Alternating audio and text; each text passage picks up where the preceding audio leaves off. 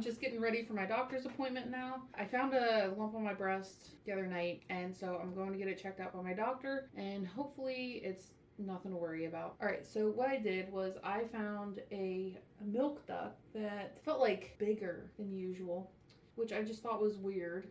I called my doctor and I was like, I feel like there's something weird going on here. So they wanted to see me to so they could feel it and see what they thought it was. Hopefully it's nothing and I'm not just like being crazy, but I don't know. We'll see. Okay, so I am good. Got my hair done. Show you my outfit. Here, let me get to my tripod. Broke my tripod, my other tripod, trying to get you guys set up in there. So give me a sec. Ooh, light's bright. So yeah, so I just went with this cute shirt and some leggings. So let's head to the doctor.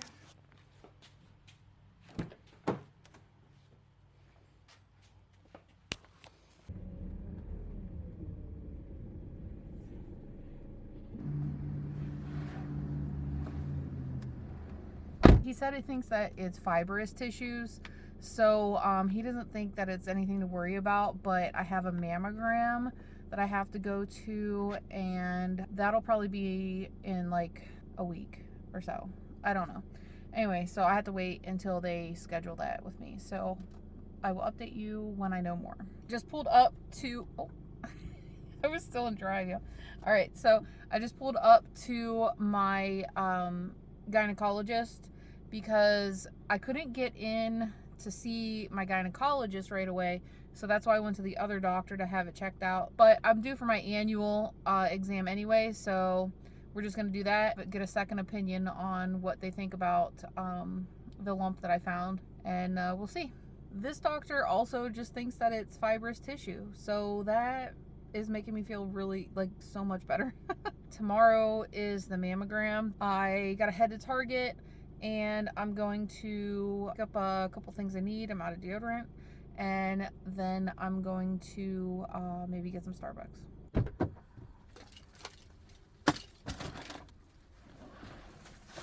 Okay, got my stuff. It's Target. Oh, sorry, door made you move. It's Target, so naturally I did not just get deodorant, right? I can never go into Target and only pick one thing up. I'm terrible. So, what did I get? I got these because 20 grams of protein and 1 gram of sugar just seemed really good for a maple glazed donut. So I just figured I'd try it out. I fell for it. And then I've been seeing these native deodorants all over the place, and I just dropped it on the ground. I've been seeing these everywhere, so I wanted to give them a try. This is not sponsored. This one's coconut vanilla and it smells so good. I mean, that is an amazing scent. And then this one is not plastic free because they did not have the scent in the plastic free. This is the eucalyptus and mint, and I really like that a lot. I thought it smelled so good. Like, this stuff smells amazing. Amazing. Oh, so good. This one to me, it smells like a spa. I just love it so much, so love it. So Native, thank you so much for making amazing smelling deodorant. So yeah, and then I got my matcha. So let's head home, and then I will be back with you tomorrow for my mammogram. So I'm getting ready to go into my mammogram, and I will update you when I get done. So I get the mammogram. When I go to get the mammogram, the tech, I should say, gets her images. She leaves the room. I'm there for what seems like an eternity, and then she comes back, and then she wants to get more pictures. And I'm like, okay, well, that's weird. Like, you would, if everything's normal, that's not good. While she's getting her pictures with new things on the machine, I caught a glimpse of my images on the computer when they popped up. Like, it just happened to pop up and I saw it, and I saw some white spots, and I was like, oh my god, this is terrifying. What is going on? You know, I was so scared. I was there for a little bit, then they bring me in for the ultrasound portion of it, and so they take the ultrasounds and they're looking at the masses that they found, and they're looking at my lymph nodes, and they're looking at all this stuff, and I'm like, boy, this doesn't seem good. And you know how whenever you have something going on, the techs aren't really allowed to talk to you, which I understand, and they're trying really hard to give you as little indication that there's something serious going on, but you can totally tell that there's something bad going on. Yeah, so that I was kind of getting those vibes. Then after the ultrasound's done, the radiologist comes in. She was very analytical and did not have a bedside manner in any way at all. And she was the very first person to tell me that there was a concern. And it was just like so incredibly uncomfortable, because she was just like a robot whenever she was telling me that, okay, well, we have like 3 areas of concern, and you have 2 masses, and you have these calcifications, and then you have your lymph nodes are involved. And it's just like, well, wait a second, what? First of all, this is just not like the first time you hear something like that. It's just a shock in general anyway. But the way she just like bluntly said it and just was like said everything all at once, it was terrible. So then I get finished with her, and then all of a sudden now I'm talking to this scheduling lady. She comes in and she's talking to me and, you know, telling me, they're like, oh yeah, this is a concern and need to hurry up and get you in for biopsies and all this kind of stuff. And I'm like, okay. And because, you know, they want to see if it's cancer. So she was the person who's supposed to be scheduling me for my biopsies and any imaging and stuff like that. And that's fine. Okay. I'm just hysterically crying at this point, because I'm just in such shock. Can't even believe what's going on. You know, I'm all alone because my husband's not there. He has no idea what's going on because I haven't had the opportunity to talk to him yet, because he's home with the kids. And I'm trying to talk to him on the phone, and the kids are distracting him, and he has no idea what I'm saying to him. So he's being difficult on the phone, which it's not his fault. He didn't know what was going on. But he was like, pick up food and like this kind of stuff.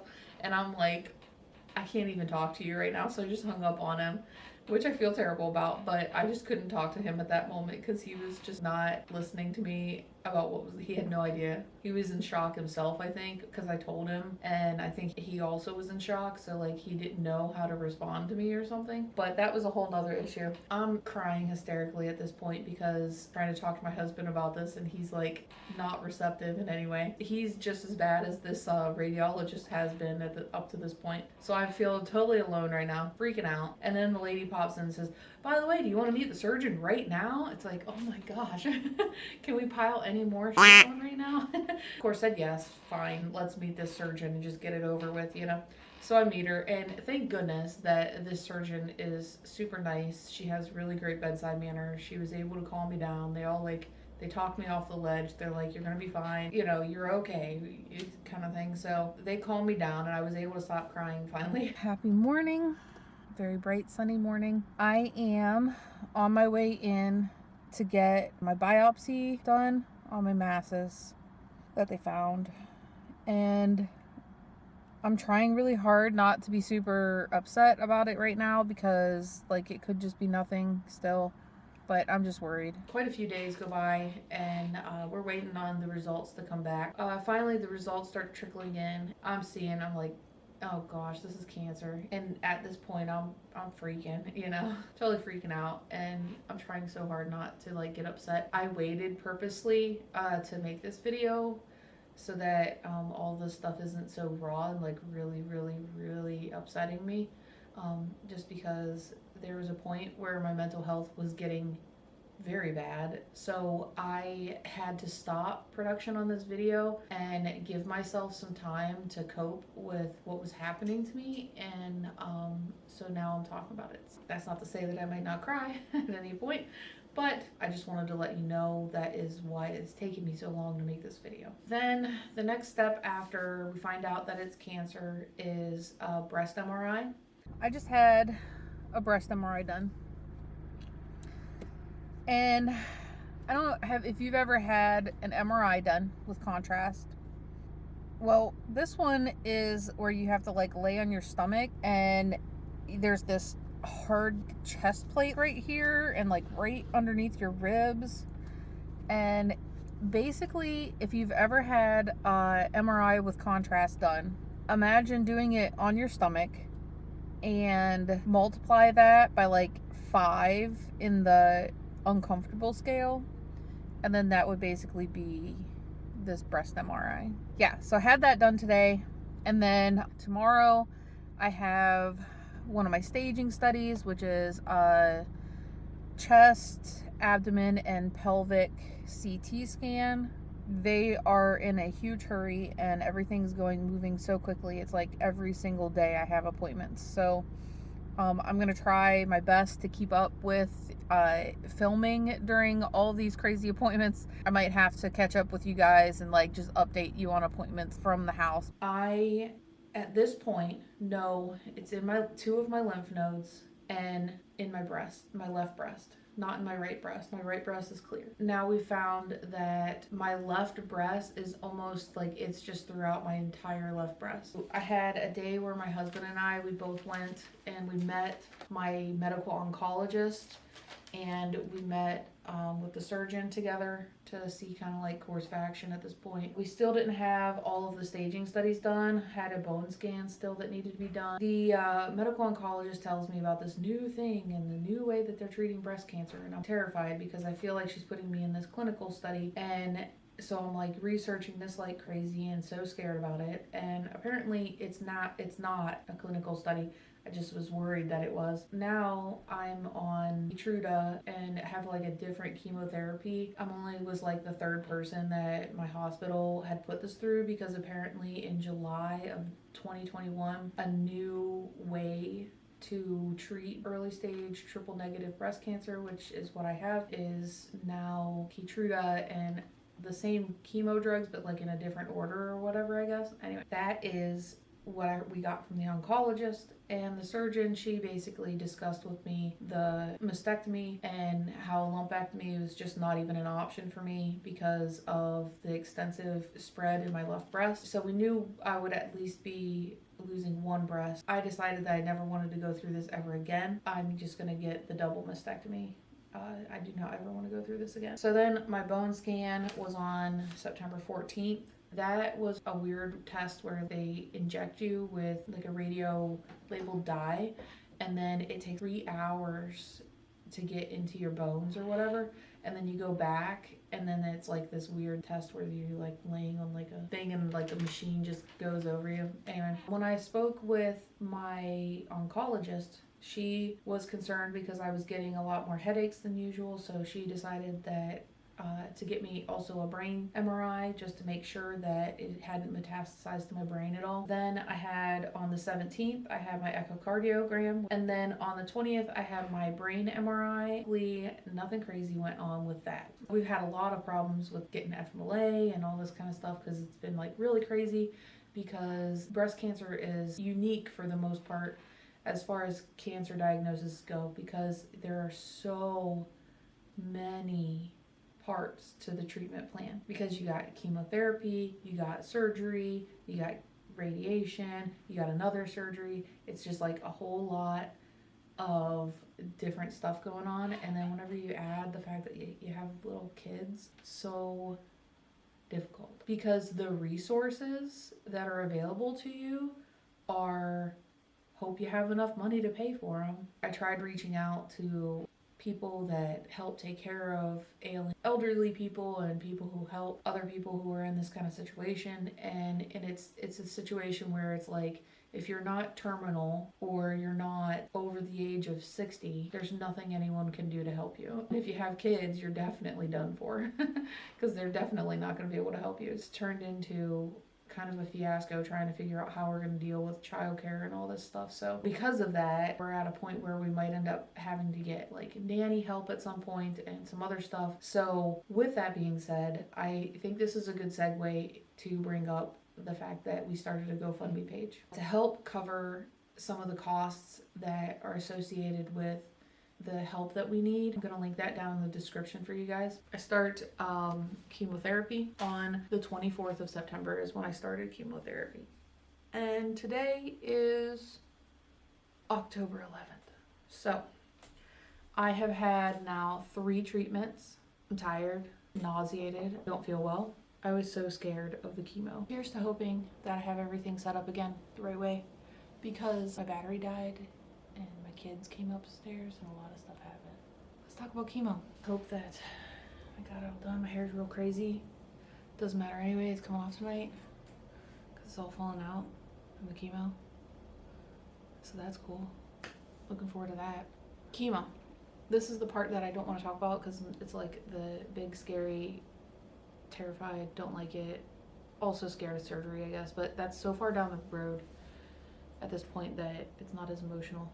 But chemo's going through, I'm going through it right now. So basically right now I'm on paclitaxel and carboplatin every week for 12 weeks straight, and then every 3 weeks, the first week of my cycle, every 3 weeks I have Keytruda, which is an immunotherapy. That is what I'm on right now every week, and that's a 12-week total amount.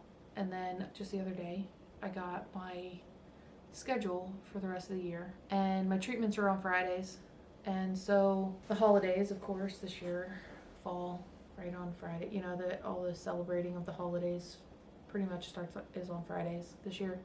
So my schedule's like kind of wonkadoo, and they had a hard time getting me scheduled for the rest of the year. And I see my schedule, and I have AC 2 days before Christmas, and that is supposedly one of the worst chemo drugs, pretty much, that they did give, really. It's one of the bad ones, and I've heard really bad horror stories about AC and how bad it makes you feel. And because I'm on chemo like right now, so I know what day I feel the worst after I have my treatments of the other stuff. So I'm like super scared that Christmas is going to be completely destroyed.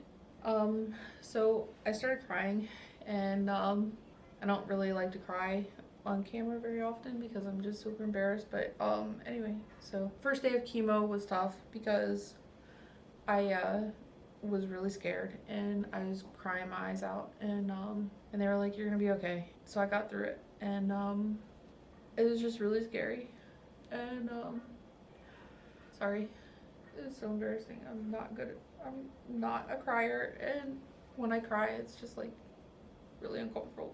Okay, sorry, I swear I'm not this big of a baby. Okay, but we're doing the chemo thing. We are 3 doses in at this point, and my hair is starting to fall out really significantly. So today's the day that I'm gonna shave it off. And I don't know if I'm gonna video record it or not. Like, I might,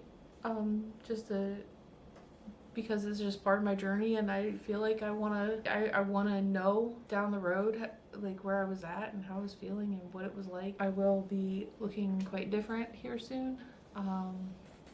All of this is, it's a lot, it's tough, and I have kind of like my weight loss journey, as far as that has been concerned, up to this point, it's been kind of like stalled because I've just basically maintained, really, because it's been really tough, and I've had a lot of ups and downs and just so much going on that I haven't really had time to really devote to my weight loss journey right now. However, they do want me to switch to plant-based eating because of the nutrient density that you have whenever you're eating plant-based, I guess. It's hard to eat sometimes, honestly.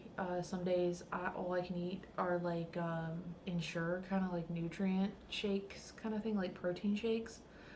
So I have those in the house big time, and so then I can just kind of drink those when I'm hungry, but like I can't eat because I'm too nauseated.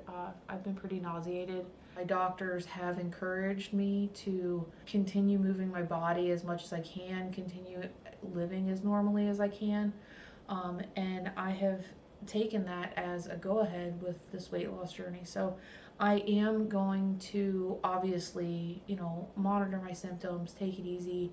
I'm not going to push myself to do challenges like I had planned to do, because I was going to be doing like 7 days of running every single day, like that kind of a thing. But you know, that's just not feasible for me right now. I do intend to move my body every day.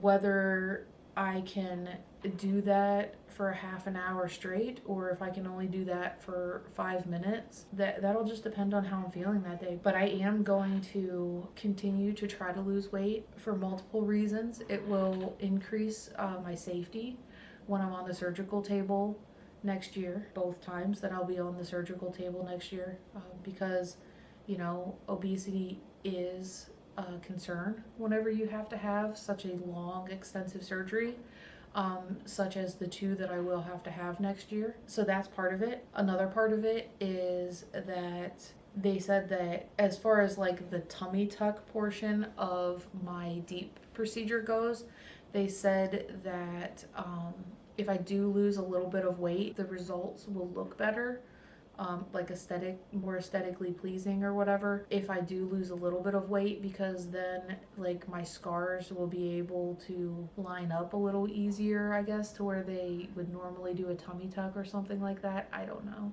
That, and also obviously just I'm unhealthy. It's not good for my body. It's not good for my liver, because I was diagnosed with fatty liver syndrome a couple years ago, and I can only imagine that that's gotten significantly worse since I have gained 50 pounds. So yeah, I still need to lose weight. My health depends on it, and I'm gonna do it. We're gonna do it slow. We're gonna do it sustainable, but we're still gonna do it. And I might lose weight fast if I'm not able to eat with chemo. I'm gonna try really hard to be as responsible as I can during my weight loss journey.